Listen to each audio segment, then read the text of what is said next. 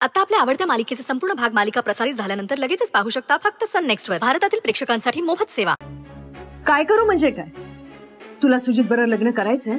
अजिबात नाही मॅडम. संपला, हा विषय संपला. तुझ्या डोक्यामध्ये हा नकार कोरून ठेव. सरपोतदार अनेक उचापती करतील, प्रेमाने बोलतील, भुरळ घालतील, भीती दाखवतील, इमोशनली ब्लॅकमेल करतील. तुझा होकार मिळवण्यासाठी ते वाटेल ते करतील. धूर्त माणूस येतो.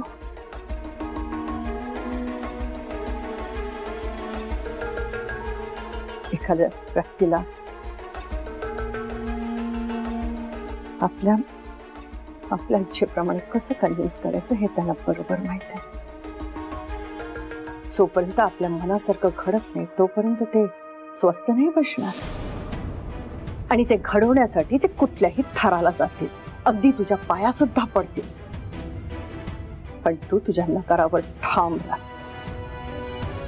तू जरा जरी हललीस ना तर ती तुझ्या तोंडून होकार वटवून घेते. ओळखत नाहीस तू त्या माणसाला. पण मॅडम, तुम्हाला त्यांच्याबद्दल इतकं कसं काय माहिती? नमस्कार.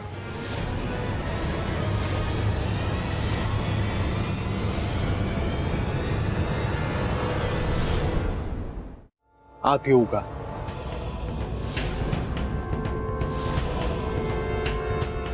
या ना साहेब.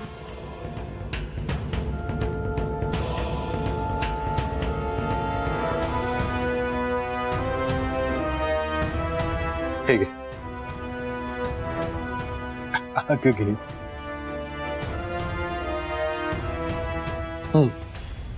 हो साहेब, कशाला हे? घे.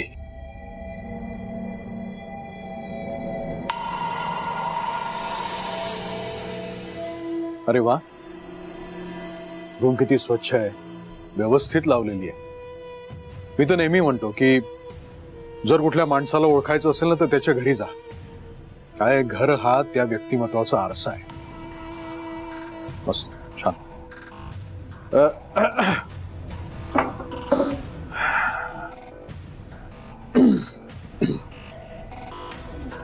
उभी का तू? बस ना. नाही, नको साहेब, मी ठीक आहे. अरे नको कसं, बस म्हटलं की बसायचं. मी सांगितलेलं सगळे ऐकतात हे तुला माहिती आहे की नाही? बस.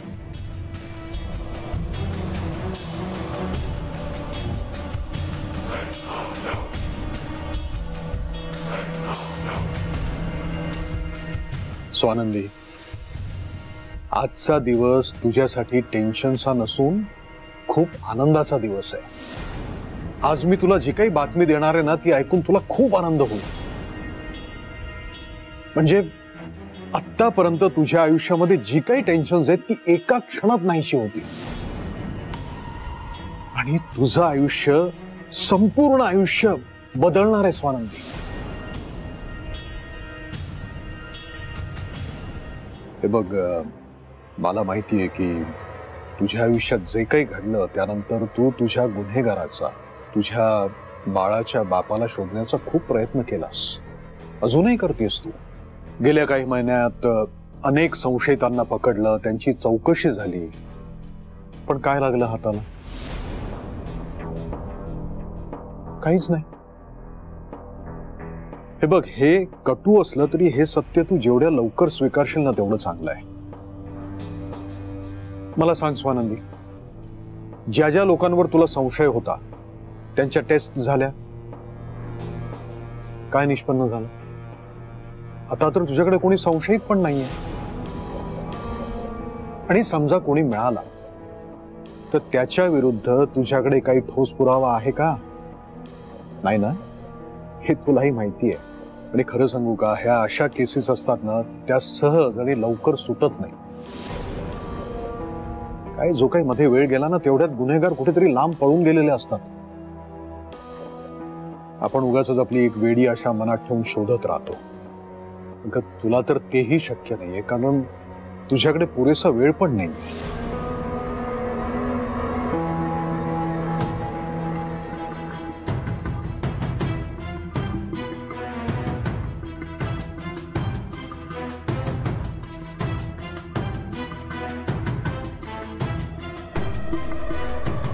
काही दिवसात तुला बाळ होईल, मोठं होईल, ते बोलायला लागेल. आणि समजा त्याने तुला विचारलं की माझा बाप कोण आहे, कुठे असतो तो, नाव काय त्याचं, आहे का तुझ्याकडे त्याचं काही उत्तर? आपल्या बाळाच्या नावापुढे कोणाचं नाव लावणार आहेस तू? आणि समजा गुन्हेगार सापडला नाही, तर मग असा एखादा मुलगा शोधावा लागेल जो तुला तुझ्या बाळासकट स्वीकारेल, जो स्वतःचं नाव बाळाला द्यायला तयार होईल. आणि खरं सांगतो, आजच्या या जगामध्ये ना अशी मुलं मिळणं फार दुर्मिळ झालंय.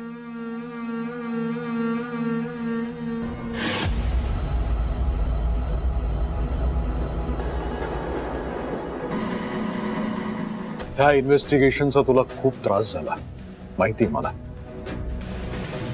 पण तुला एकटीलाच नाही तर आम्हालाही खूप त्रास झाला.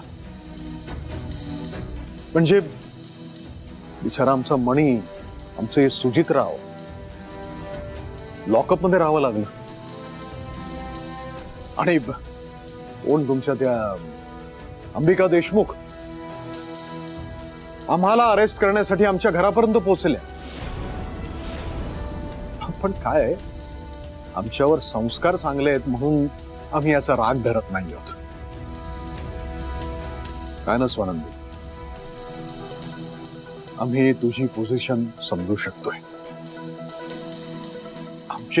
आमचे सुजितराव किती मोठ्या मनाचे. तू म्हणाला बाबा, हे जे काही घडलंय त्याच्यामध्ये स्वानंदीचा काय दोष आहे? समाज जर तिला कुमारी माता म्हणून हिणवणार असेल ना, तर हे मला अजिबात आवडणार नाहीये. मी स्वानंदीशी लग्न करायला तयार आहे. स्वानंदीच्या बाळाला माझं नाव आणि सरपोतदारांचं आडनाव द्यायला तयार आहे. हे बघ स्वानंदी, आमच्या सुजितरावांसाठी मी तुझा हात मागायला इथे आलेलो आहे. तुझ्या आणि तुझ्या बाळाच्या आयुष्यात ही एक सुवर्ण संधी चालून आलेली आहे. भूतकाळात जे काही घडलं ते आपण सगळं विसरून जाऊया. रुसवे फुगे सगळे बाजूला ठेवून आपण नव्यानं सुरुवात करूया. सुजितरावांचं आणि तुझं लग्न मी धुमधडाक्यात लावून देतो. मग तुम्ही एक सुखी संसाराची सुरुवात करा. सरपोतदारांचा वारसदार म्हणून तुझं बाळ जन्माला येऊ दे.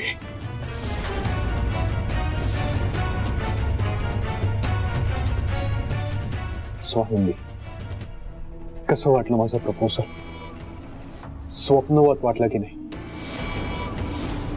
नाही, स्वप्न नाहीये, खरं आहे हे. हो,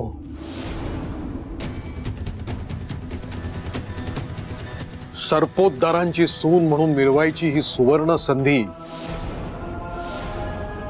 सरपोतदार स्वतः तुझ्याकडे घेऊन आलेले आहेत. याचा स्वीकार कर.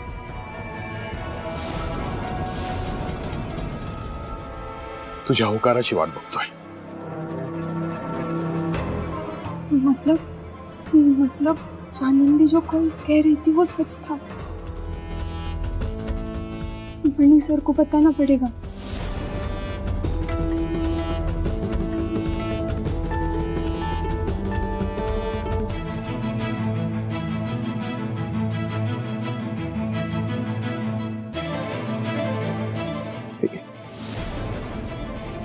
तोंड गोड कर आणि हो म्हण.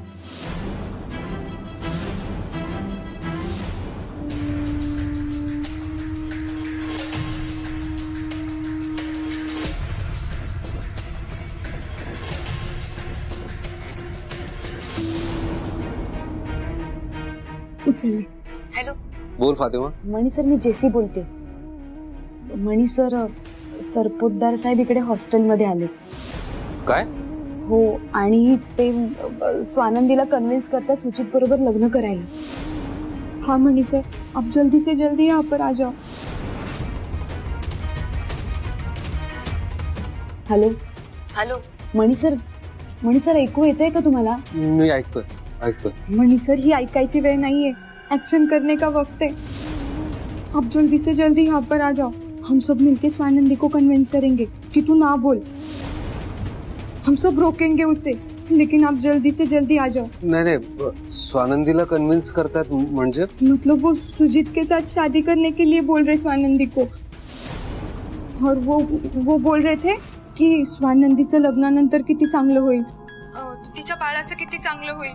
मतलब कल स्वानंदी सच कह रही थी. हो मणी सर, स्वानंदीला ह्या सगळ्यामधलं काहीच माहिती नव्हतं. सरपोतदारांनी तिला न विचारता अनाउन्समेंट केली आहे. आपण तिच्यावरती विश्वास ठेवायला हवा होता. बोलत काय बसलं मणी सर, तुम्ही प्लीज लवकर या ना इकडे प्लीज. नाही, नको. म्हणजे मला नाही वाटत असं काय असेल. हरकत नाही, स्वानंदीचा निर्णय असेल तर ठीक आहे. आणि राहिला प्रश्न साहेबांचा, तर मला नाही वाटत जगाला दाखवण्यासाठी साहेब नाटक करत असतील. त्यांनी खूप विचार करूनच ही अनाउन्समेंट केली असेल. आणि जे झालं ते झालं. आपण यात नको पडायला फातिमा.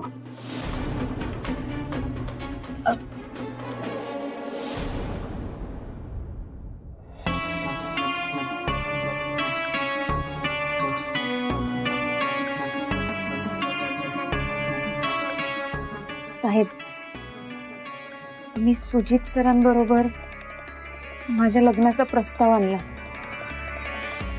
त्यासाठी खरंच मनापासून थँक्यू. पण तुम्ही लग्नाची घोषणा मीडिया पुढे आधी केली आणि नंतर तुम्ही माझा होकार मिळवायला आला. हा भाग वेगळाच. पण साहेब, मी समजू शकते, ही घोषणा तुम्ही अशी तडकाफडकी केली, त्यामागे नक्कीच काहीतरी राजकीय अडचण असेल तुमची. तुम्ही खूप मोठे आहात साहेब, म्हणून तुम्ही एवढा मोठा निर्णय इतक्या सहज पद्धतीने घेतला. म्हणजे तुम्ही एवढे मोठे असून सुद्धा माझ्यासारख्या सामान्य मुलीचा होकार गृहीत धरून तुम्ही लग्नाची घोषणा केली. आणि आता तुम्ही माझा होकार मिळवायला इथे आलात. हे पाहूनच मला दडपण आलंय साहेब. इतक्या मोठ्या निर्णयामध्ये कोणीच मला असं गृहीत धरलं नव्हतं. हे बघ स्वानंदी, मला मान्य आहे की तुला विश्वासात न घेता, तुला कुठलीही कल्पना न देता मी हा निर्णय जाहीर केला. ही माझी चूक आहे असं तुला वाटतंय आणि हे मी मान्य करतोय. पण एक गोष्ट लक्षात ठेव की सुजित रावांचं आणि तुझं जर लग्न झालं ना, तर ते तुझ्याच फायद्याचं ठरणार आहे, हे समजून घे. साहेब, त्यासाठी खरंच मी तुमचे आणि सुजित सरांचे खूप आभार मानते. तुम्ही माझी इतकी काळजी करता, माझ्या सुखाचा विचार करता, माझ्या बाळाच्या भविष्याचा विचार करता, त्यासाठी खरंच थँक्यू.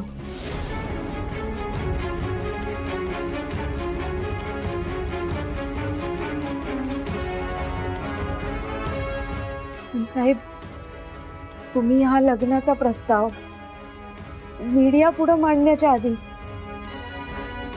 एकदा जरी मला विचारलं असतं ना, तर मी कदाचित विचार सुद्धा केला असता. पण तुम्ही मला आणि माझ्या होकाराला गृहीत धरून लग्नाचा प्रस्ताव परस्पर मीडिया पुढे मांडला.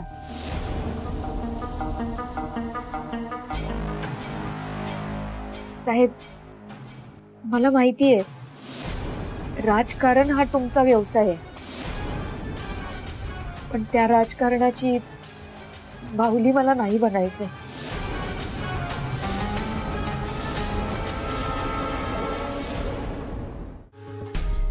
आणि सुजित सरांबद्दल बोलायचं झालं तर हो, सुजित सरांचं प्रेम होतं माझ्यावर. त्यांना आवडायचे मी, पण जेव्हा त्यांना कळलं माझ्यावर अतिप्रसंग झालाय, ज्या क्षणी त्यांना माझ्या प्रेग्नेंट असल्याची बातमी कळली, त्याच क्षणी त्यांचा माझ्यातला सगळा इंटरेस्ट संपला. आणि साहेब, खरं सांगायचं तर सुजित सर माझे फक्त बॉस होते. त्यामुळे बॉस आणि मैत्रीच्या पलीकडे आमच्यात असलं काही बी नातं नव्हतं. म्हणून त्यांच्याशी लग्न करायचा विचार मी डोक्यातही आणू शकत नाही. आणि माझ्या बाळाच्या भविष्याबाबतीत जर बोलायचं झालं तर त्याला उपकाराची व उपकार करणाऱ्या बापाच्या नावाची काहीच गरज नाहीये.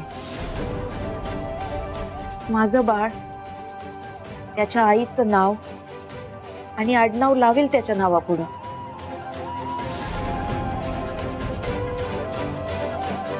मला माफ करा साहेब, पण मी या लग्नाला होकार देऊ शकत नाही.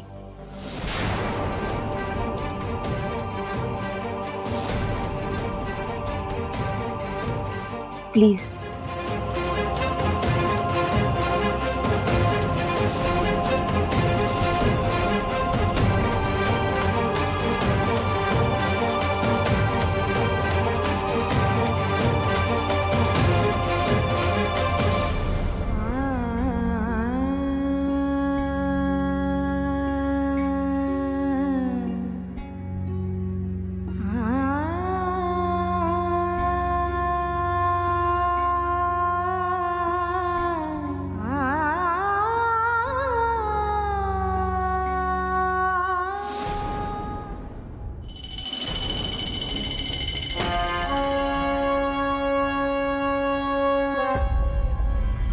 अजून गेला नाही तुम्ही? त्या स्वानंदीचं डोकं थाऱ्यावर नाहीये.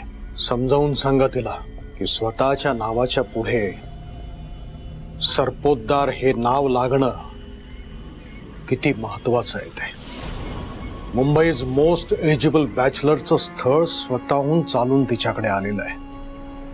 खासदार भालचंद्र सरपोतदार स्वतः ते स्थळ घेऊन तिच्या दाराशी आलेत. मुंबईतली कोणतीही मुलगी ज्याच्याशी लग्न करायचं स्वप्न बघते त्या सुजित सरपोतदाराशी तिचं लग्न ठरलेलं आहे. कळत नाहीये तिला की कशाला नकार देते ते. अरे स्वतःच्या पोटात असलेल्या बाळाला बापाचं नाव मिळणार आहे सुजित सरपोतदार.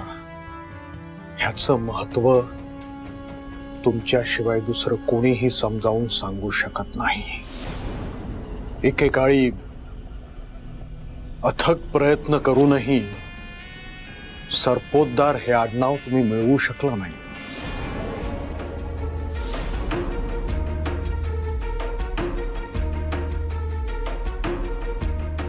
इतिहासाची पुनरावृत्ती होऊ नये म्हणून मी तुम्हाला सांगतोय, लग्नासाठी तयार करा तिला.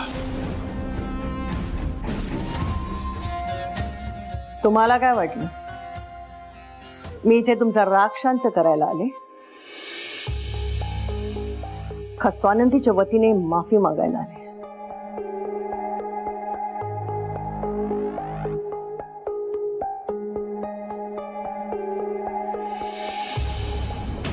करत असेल सगळं जग तुमच्या हुद्द्याला सलाम.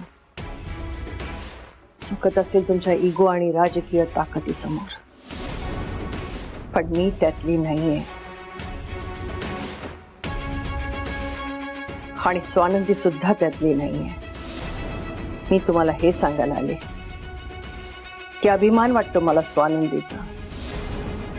ती तुमच्या राजकारणाला बळी नाही पडली, तुमच्या बोलण्याला भुलली नाही. स्वतःचं मन मारून तिने तुम्हाला होकार नाही दिला. तिचा नकार स्वीकार करा आणि पुन्हा तिला कन्व्हिन्स करण्याचा प्रयत्न सुद्धा करू नका. तुमच्या बाजूने सत्ता आहे, लोक आहेत, पद आहे, पैसा आहे. स्वानंदीच्या बाजूने मी आहे हे विसरू नका. निघा.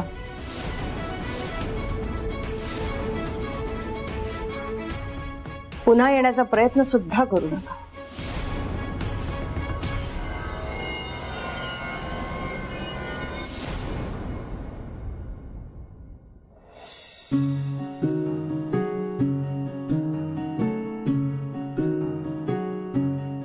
Swanandi, I am so sorry. ग आम्हाला वाटलं तू ह्या लग्नासाठी रेडी झालीस आणि आमच्यापासून सगळं लपवतेस. मेरी तरफ से भी स्वानंदी सॉरी. अगं, मुलीचा होकार न विचारता असं लग्नाची अनाउन्समेंट कसं करू शकतो कोणी? कमालच आहे या सरपोतदार साहेबांची.